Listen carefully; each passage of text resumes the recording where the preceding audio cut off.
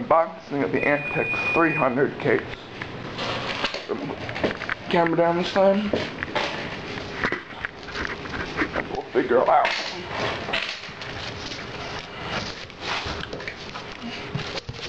Now, I've already unboxed them a couple times.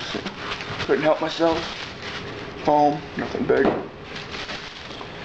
The Antec 300 manual.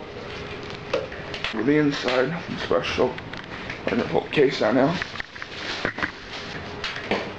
The lovely Antec 300 case. You really can't see anything because of my low lighting. Here's the front of it. Two 120mm fans go in the front. Two USB 2.0 slots. Headphone jack, microphone jack, power, reset. We got 140mm fan, exhaust fan blows out top.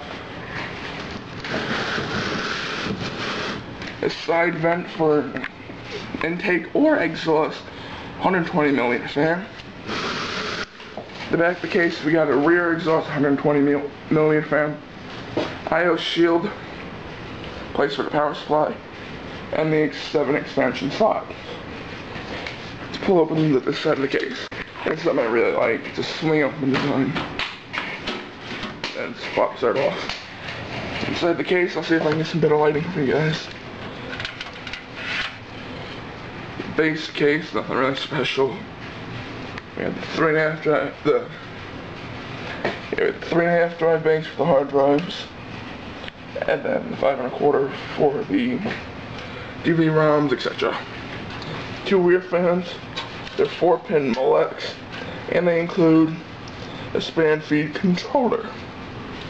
The motherboard tray is not removable. It comes with this, all the screws and motherboard set. Off the box, I don't know what it's for. That's where the screws are, I guess.